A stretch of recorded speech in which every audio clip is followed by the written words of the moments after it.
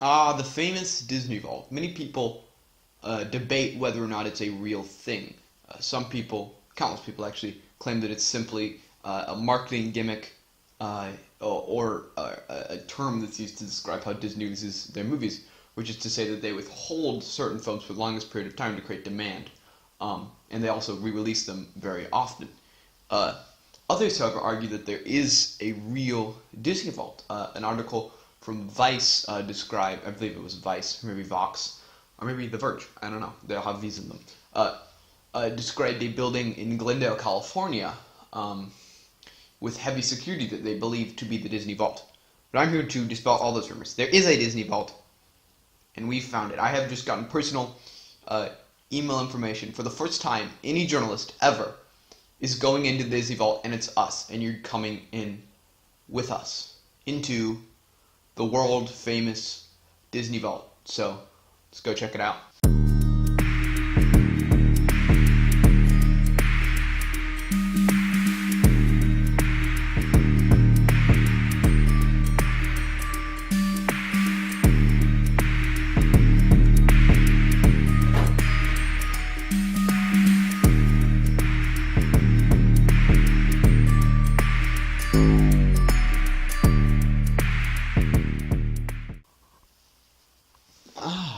Hello there. It's convenient that I just happen to have this handheld mic in my hand. That's funny.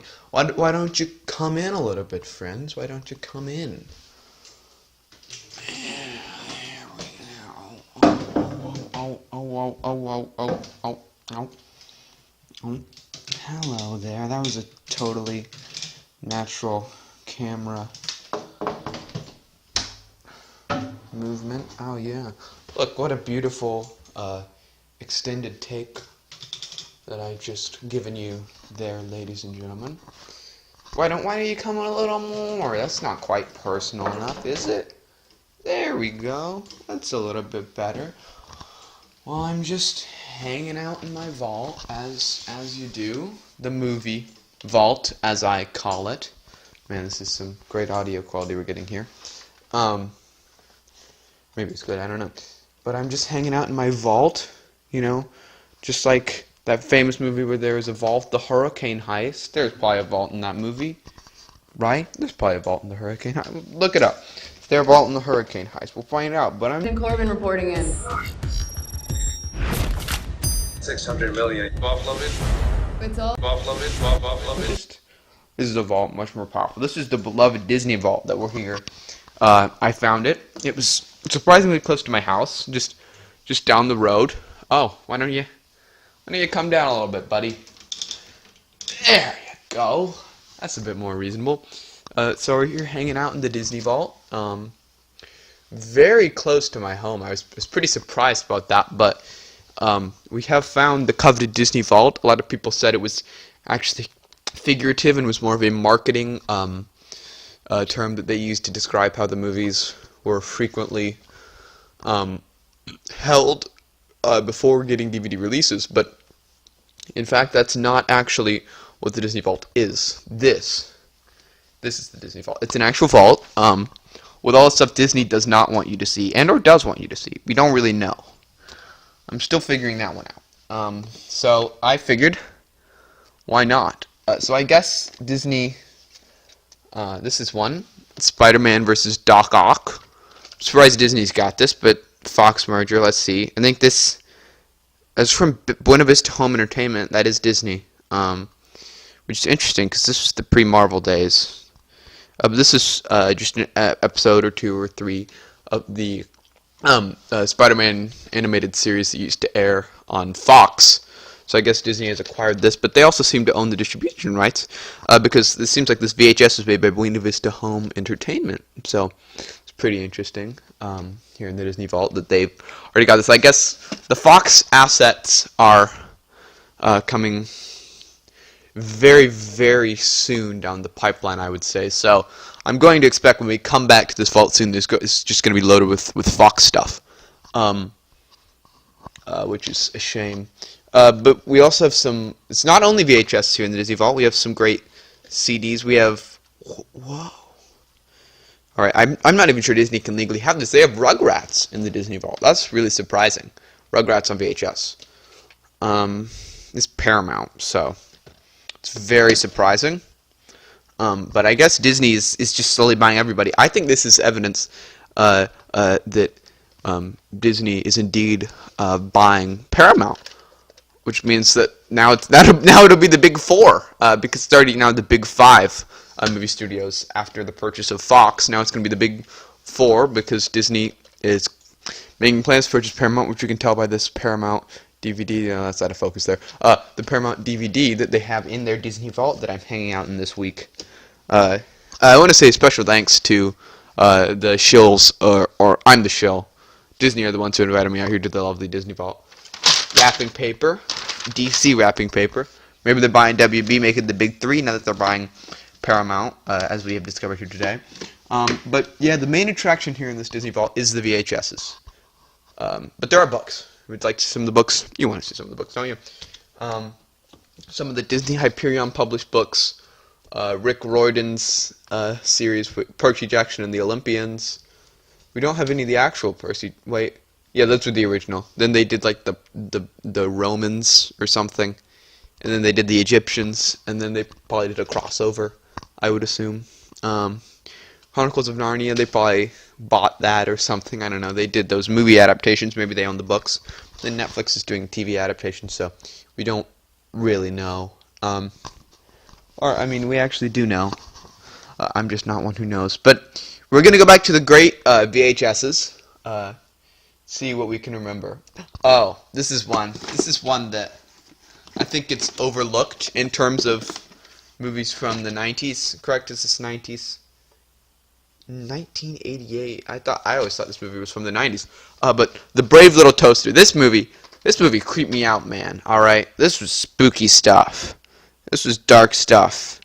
I'm fairly certain somebody dies in The Great Little Toaster. I can't. The Brave Little Toaster, not The Great Little Toaster. I don't know why I'm calling it The Brave Little Toaster. But I'm fairly certain somebody dies at some point in The Brave Little Toaster.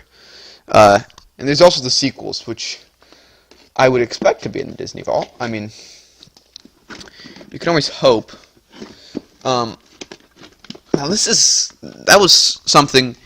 This is all the stuff that they're choosing not to release, or they're trying to hide, I would assume, if they're staying in the coveted, totally real Disney Vault. Oh my. Well, some of this I think is just stuff that Bob Iger likes to watch. Like, Disney most certainly does not own the rights to Charlie Brown Christmas. It is Paramount, so maybe in their Paramount deal that nobody knows about yet that we're breaking here that we've figured out. And these are just old VHS recordings of TV events, like Johnny Cash, a country Christmas concert. So I'm fairly certain this is just Bob Iger stuff that he likes to watch. I think that's what the Disney Vault has been all along, is Bob Iger's personal place to put all his stuff that he likes to watch. So let's see what else. Here's some of Bob Iger's favorite pieces of music. Let's see, is that Green Day? Green Day? He's a fan of Green Day, so we know Bob Iger likes Green Day, apparently, which we can tell from this Green Day CD that I found in the Disney Vault, which we've now discovered is just whatever Bob Iger wants to keep.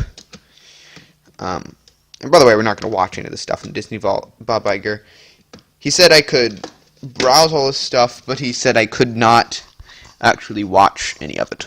Now let's look at some of the Disney stuff that he likes to watch. Ooh, Disney sing-alongs. Oh, I remember these. I used to watch these. I feel like I've almost been in this Disney Vault before. Perhaps this is not the first time I've been here. Perhaps Disney Vault's just like a library or something. The Disney sing-alongs. I remember these were always the coolest as a child. And I think Bob Iger clearly agrees, even though he would have probably been in his 30s when these came out. But he's a cool. He likes what he likes. Okay. He's a nice man because he let us in here. Wait, is that Shrek in the Disney Vault? Shrek on VHS in the Disney Vault. All right, yeah. This is Bob Iger must be a Shrek fan. He likes parodies of Disney. This is the board should try to use this. The board of Disney should be like, Bob Iger clearly has no value for our company's standards because he has a VHS copy of a movie that is obviously a mock, a parody of Disney. So again, Bob Iger, do you think, does the board know about this, Bobby Iger? I don't think the board knows about this. But I think the board of Disney is going to be very interested when they know what Bobby's been hiding from them. Which is some very, very incriminating stuff. Now, what do you guys think? Do you think we should actually watch something in here? Lion King 2, Simba's Pride. Aladdin 2, The Return of Jafar. I think that remake's on the way. I don't actually know if that's going to happen. If they could very well do an Aladdin 2, but I don't think it's going to be Return of Jafar. But it could be Return of Jafar. Mickey, Donald, and Goofy's The Three Musketeers. Barney's Halloween Party. Again, how old was Bobby Iger when this got released? So, what is he like about it? Is this the one where they go on the train? Or is that the Christmas one?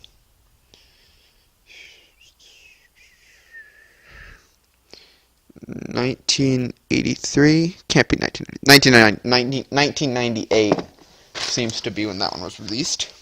Now we do research. When was Bob Iger born?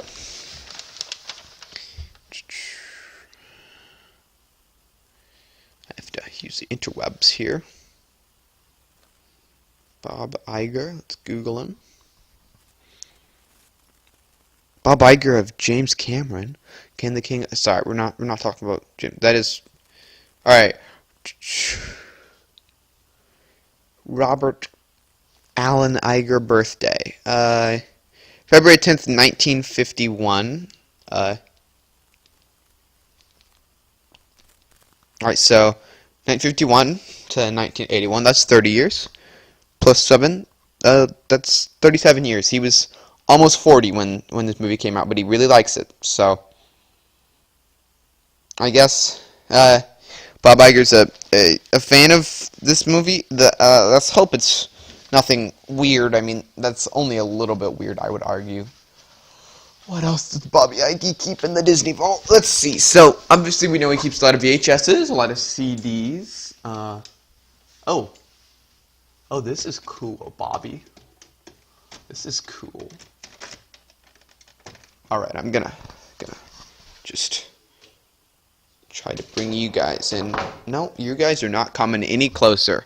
Bobby Iger does not want you guys coming any closer.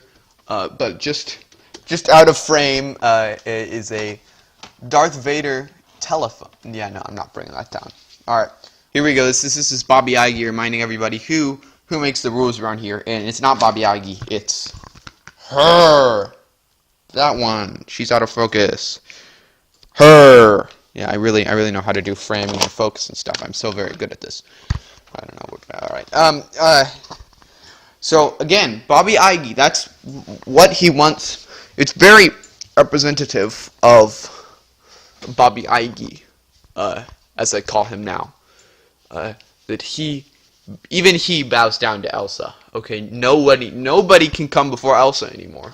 She has so much commercial power and YouTube clout. She's unstoppable, really, I would say. Again, we're not going to watch any of this. There is a VHS player down there, which Bobby Iger undoubtedly uses to watch all his favorite Bobby Iger VHSs. So you have it, folks. This has, well, no. Actually, no. There's got to be more to this Disney vault. There's got to be something here that's deeper. Something that Bobby Iger would cover up with a pillow. This is investigative journalism, ladies and gentlemen. This is the creme de la creme of the best that investigative journalism into filmmaking can be. The Three Caballeros. Okay, so this is something that Bobby Iger is hiding away. Could this be hints that the Three Caballeros, the Three Caballeros, we say we are birds of a feather, and now it's ours to guide us. It's our rhythms guide us. To play as we go, we sing and we samba, we shout Ay caramba! Who means ay caramba? You say I don't know. Alright, that's enough of Three Caballeros. But could his hiding, perhaps what he hides, that's more important than what he leaves open, usually. So, perhaps this hints that the Three Caballeros ride is going by the wayside, it's going bye-bye, it's going kaput, it's going poo-poo-y, po-po-y, shoo-shoo-y. Other phrases to describe stuff that's going away. Let's see, what else is Bobby Ige hiding away from the world? Dumbo, that's pretty surprising. Matsu saying, Dumbo, I would think he would bring it out now that the remake just came out today. That tells you exactly when we're recording this and how long it takes to edit one of these stupid videos. Finding Nemo. Oh, this is what he's really hiding with. Oh, this is truly what he's. The Tigger movie. What's this telling us? Why does Bob Iger not want people to know about the Tigger movie? Why does he not want people to watch the Tigger movie? A better journalist would watch the Tigger movie, but I'm not a better journalist. I'm a YouTube high school student. Tarzan and Jane, is that the sequel? I would assume Tarzan and Jane is the sequel. The Jungle Book, so that's just, he wants, Bobby Ige wants everybody to remember his Jungle Book, because that's his view. He wants people to remember his Jungle Book, the one directed by Jon Favreau, not the original, not the animated, or not the hand-drawn animated, the computer-drawn animated, because that's what they are. It's animated. It's not live action. Don't call it live action. There is one kid who's real in the movie. That does not count as live action at all, in any way. Or, I mean, I guess it's more live action than Lion King, because there's not going to be any humans in Lion King. Peach Dragon. Oh, right. These are all the movies. Here we go. We figured it out. These are all the movies Disney is doing live action remakes of. Alright. So we start here. Jungle Book. Disney already did that one. Checked off. Bambi. That's the next one, I guess. And you'll see this when I keep going down the line. Little Mermaid 2. So we already know Disney's doing a Little Mermaid remake. Rumor is Zendaya is going to play Little Mermaid, or Ariel. But we have Little Mermaid 2, so I guess they're already ready for a sequel, even though they haven't even started photography on the first Little Mermaid remake. But, you know, Peach Dragon, they already did that one, I remember that. A Bug's Life. Now this is one that's interesting. That's a very, very recent film. Or not very recent, like, I guess it's really not recent, but in the grand scheme of things, it's fairly recent. This would be the first time they would be taking a Pixar movie and making it a live-action remake, which would be interesting to see what their take on A Bug's Life would be. Like, what new is there? The first one was not particularly successful or lucrative, and then up here it's going to say, like, it was really lucrative or something, I don't know. But that is interesting. That I guess they're doing A Bug's Life and Bambi, which are two ones that I was not expecting. And also there's Dumbo here, which we already know they already have redone, or, you know, just released. And then Aladdin and the King of Thieves. So they're planning an Aladdin trilogy. This is big news. Disney's planning an Aladdin trilogy. Not only are they planning the one that they're doing right now, and The Return of Jafar, but also King of Thieves, which was the third one, which I think Billy featured Aladdin's father, and he was the King of Thieves or the Prince of Thieves. I can't remember which one. Maybe Aladdin was the Prince of Thieves. I don't know. But this is some pretty interesting stuff. This has been a lovely trip to a lovely place. Thank you, Bob Iger, for your generous assistance in inviting me here tonight or today or whatever day of the year it is. I know I've been here so long. I really love the Disney Vault. This is really a great, fantastic place to stay. Bye-bye.